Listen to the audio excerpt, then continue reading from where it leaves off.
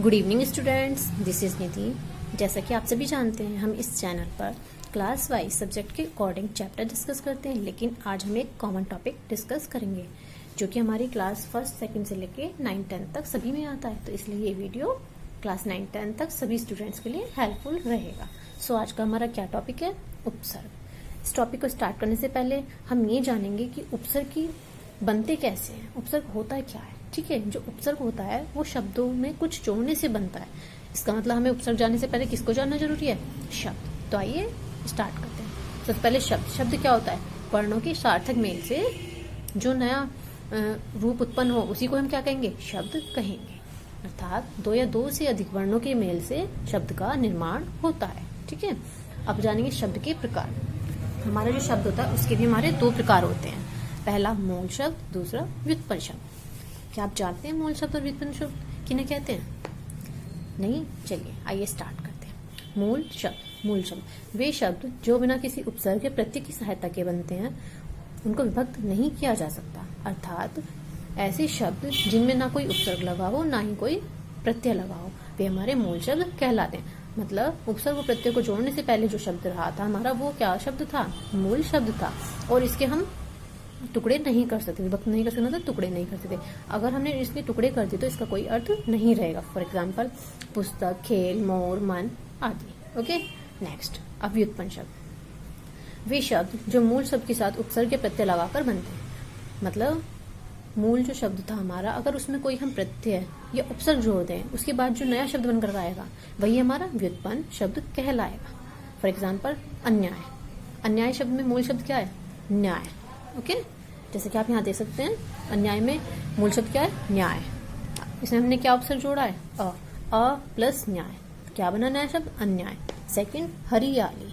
Next फुर्तीली, उपहार। ठीक है, ये सभी शब्द किसके उदाहरण है? व्युत्पन्न शब्द के उदाहरण है। जो शब्दों में हम ये चेंजेस करते हैं, इस प्रक्रिया को हम क्या कहेंगे? शब्द रचना कहते हैं। चलिए हमने शब्द जान लिया, अब हम स्टार्ट करेंगे उपसर्ग। ओके, उपसर्ग को इंग्लिश में क्या कहते हैं? प्रीफिक्स। ठीक है, सबसे पहले उपसर्ग का अर्थ जानते हैं। उपसर्ग। उपसर्ग दो शब्दों से मिलकर बना है, उप प्लस सर्ग। उप मतलब होता है किसी चीज के पहले, पूर्व।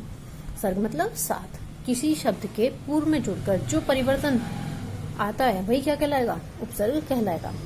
चलिए आइए जानते हैं। जो शब्द मूल शब्द के आरंभ में जुड़कर उनके अर्थ में या विशेषता में परिवर्तन ला दें, वही हमारे क्या कहलाएंगे? उपसर्ग कहलाएंगे। एक बात याद रखें, उपसर्ग हमेशा किसी भी शब्द के शुरू में ही जोड़ा जाता है, कभी भी अंत में नहीं जोड़ा जाता। अंत में जो जुड़ता है वो कौन होता है? प्रत्यय। लेकिन आज हम केवल उपसर्ग कवर करेंगे। तो हमने क्या जाना? वे शब्दांश जो कि शब्द के पहले जुड़कर किसी नए शब्द का निर्माण करें, उन्हीं को हम क्या कहेंगे? उपसर्ग कहेंगे। फॉर एग्जाम्पल हार। हार क्या है यहाँ पर? मूल शब्द। अगर हार में हम उप लगा दें, उप क्या है? उपसर्ग, तो क्या बन गया? उपहार। हार का मीनिंग क्या था पहले? गले में पहनने वाला हार या माला, लेकिन हमने उसमें उप जोड़ने से क्या बन गया? उपहार। उपहार क्या होता है? जब हम किसी को कोई गिफ्ट दे। तो आपने क्या देखा? हार और उपहार में क्या अंतर है? हार का अलग अर्थ था और उपहार का अपना अलग अर्थ है। तो इससे क्या पता चला? उपसर्ग लगने के बाद जो मूल शब्द का था उसके अर्थ में भी परिवर्तन आ गया है। ठीक है, आइए कुछ मुख्य उपसर्ग देखेंगे। सबसे पहले एक चीज और जानेंगे, ये जो उपसर्ग होते हैं हमारे कितने प्रकार के होते हैं? 3 प्रकार के होते हैं। पहला संस्कृत के उपसर्ग, दूसरा हिंदी के उपसर्ग और थर्ड विदेशी उपसर्ग। कुछ जो उपसर्ग है हमारे वो संस्कृत भाषा से लिए गए हैं, कुछ हमारे हिंदी भाषा के हैं और कुछ विदेशी उपसर्ग हैं। विदेशी मतलब जो विदेशी लैंग्वेजेस हैं उनमें से लिए गए। ठीक है, तो सबसे पहले हम जानेंगे संस्कृत के उपसर्ग। आइए सबसे पहले देखते हैं। पहला है अ। इनके अर्थ जानते हैं और उसके बाद इसका उपयोग करना। अ मीन्स अभाव। जब किसी चीज की कमी होती है तो हम इसको क्या बोल देते हैं? शॉर्टेज। तो उसके लिए हम उपसर्ग क्या यूज करेंगे? अ। इसके उदाहरण है अदृश्य। अदृश्य कैसे बना? अ प्लस दृश्य। इसमें मूल शब्द क्या है? दृश्य। उपसर्ग क्या है? अ। ओके, तो पूरा नया शब्द क्या बन गया? अदृश्य। नेक्स्ट अधर्म। अधर्म में मूल शब्द क्या है? धर्म और उपसर्ग अ। अनाथ में मूल शब्द नाथ और अ उपसर्ग। अचल में चल मूल शब्द और अ उपसर्ग। तो हमने क्या जाना? अ से बनने वाले उपसर्ग से बनने वाले नए शब्द अदृश्य, अधर्म, अनाथ, अचल। ठीक है, अकाल, और भी बहुत सारे हो सकते हैं आपके। नेक्स्ट अन मीन्स मी अभावी होता है। अन से बनाते हैं हम अनुपस्थित। अनुपस्थित तो इसमें हमारा मूल शब्द क्या, उपस्थित। आपने देखा उपस्थित का ऊ जो है वो मात्रा में कन्वर्ट हो गया है, ठीक है। अन के नीचे ऊ लग गया है, छोटा छोटा ऊ था तो छोटा ऊ बनाएंगे, अगर कोई बड़ा ऊ है तो बड़ा ऊ लगा देंगे। तो अनुपस्थित, तो इसमें अन क्या है हमारा उपसर्ग, उपस्थित क्या है मूल शब्द। नेक्स्ट अप का मतलब होता है बुरा। अप से बना देना है शब्द अप शब्द। अप इसमें उपसर्ग है और शब्द मूल शब्द है। नेक्स्ट आ मीन्स तक या सहित। इसका एग्जाम्पल देखते हैं, आमरण, आमरण। आ क्या है इसमें उपसर्ग, मरण मूल शब्द। आशंका, आजीवन। ओके। नेक्स्ट उप मतलब छोटा या अच्छा। इसका एग्जाम्पल देखते हैं, उपहार, उप प्लस हार उपहार, तो उप उपसर्ग हुआ, हार इसमें मूल शब्द हुआ। ऐसी नेक्स्ट और क्या हो सकता है, उपदेश, उपनाम। ओके। नेक्स्ट दुर, दुर का अर्थ क्या हुआ, कठिन या बुरा, कठिन या बुरा। अब इसका एग्जाम्पल देखते हैं, दुर्जन। इसमें हमारा र जो है वो ऊपर कन्वर्ट हो गया, र। ओके, तो आप कंफ्यूज नहीं होंगे, दुर र यहाँ की जगह ऊपर कन्वर्ट हो गया, लेकिन हम इसको तोड़ेंगे तो इसका क्या बनेगा, दुर प्लस जन, दुर्जन, जिसमें दुर हमारा उपसर्ग हो और जन मूल शब्द होगा। दुर्गति, दुर प्लस गति, दुर्गति। दुर हमारा उपसर्ग होगा, गति हमारा मूल शब्द होगा। दुर्घटना, दुर प्लस घटना, दुर्लभ, दुर प्लस लभ, दुर्लभ। नेक्स्ट निर, निर मतलब निषेध। इसके एग्जाम्पल देखते हैं, निर्बल, निरपराध, निर्भय। सेम जैसे हमने दुर में देखा था, सेम निर में होता है। निर में भी हमारा रै कहाँ कन्वर्ट हो जाता है, अगले वर्ण के ऊपर रै चढ़ जाता है। ओके, यहाँ पर इसको देखते हैं, निर प्लस बल, निर्बल। तो निर क्या हुआ इसमें उपसर्ग, बल क्या हुआ इसमें मूल शब्द। निर अपराध, निरपराध में निर उपसर्ग, अपराध मूल शब्द। निर प्लस भय, निर्भय, निर उपसर्ग, भय मूल शब्द। नेक्स्ट परा, परा मीन्स होता है अधिक या उल्टा। पराक्रम, परामर्श, पराजय। परा प्लस क्रम, पराक्रम, परा प्लस मर्श, परामर्श, परा प्लस जय, पराजय। नेक्स्ट परि, परि मीन्स चारों ओर या अधिक। परा का एग्जाम्पल देखते हैं, परि प्लस धान, परिधान। नेक्स्ट प्र, प्र मीन्स अधिक। प्र का एग्जाम्पल देखते हैं, प्रयोग, प्र प्लस योग, प्रयोग, प्र प्लस चार, प्रचार, प्र प्लस दान, प्रदान, प्र प्लस यत्न, प्रयत्न। नेक्स्ट वी, वी मतलब क्या होता है, अभाव। ओके, विशेषता या विरोध। वी का एग्जाम्पल देखते हैं, विहीन, वी प्लस हीन, विहीन, वी प्लस हार, विहार, वी प्लस माता, विमाता, वी प्लस ज्ञान, विज्ञान। ठीक है, आप इन सभी शब्द में देख रहे होंगे, इसमें उपसर्ग जुड़ने के बाद उनका जो मूल शब्द है उनका अर्थ और उनकी विशेषताएं चेंज हो रही हैं। इसीलिए हम कहते हैं उपसर्ग किसी शब्द के प्रारंभ में जुड़कर उसके अर्थ में परिवर्तन ला देते हैं। ठीक है, इसी प्रकार कुछ और एग्जाम्पल्स हैं हमारे, उनको और देखते हैं। सम मीन्स पूर्ण, सम का एग्जाम्पल संगम। सु मीन्स शुभ, शुभ का सुमति, सुपुत्री। अधि, अधि मीन्स ऊपर, अधिपति, अधिकार। उत मतलब ऊपर, एग्जाम्पल है उत्कर्ष। इसे ध्यान से देखेंगे, उत्कर्ष, उत प्लस कर्ष, इसमें ये आधा तय हो जाता है। जैसे कि आप यहाँ पे देख रहे हैं, त में क्या लगा हुआ है, हलंत, इसलिए ये आधा त, ये किस शब्द के साथ जुड़कर आधा हो जाएगा। लेकिन हम इसे तोड़ेंगे तो क्या बनेगा, उत प्लस कर्ष। उत इसमें उपसर्ग होगा, कर्ष हमारा मूल शब्द होगा। नेक्स्ट नी, नी मतलब नीचे या भीतर या अच्छी तरह। नी का एग्जाम्पल नियुक्त, निबंध, निमग्न। नेक्स्ट निस, निस मतलब अभाव। इसका हम एग्जाम्पल देखते हैं, निश्चल।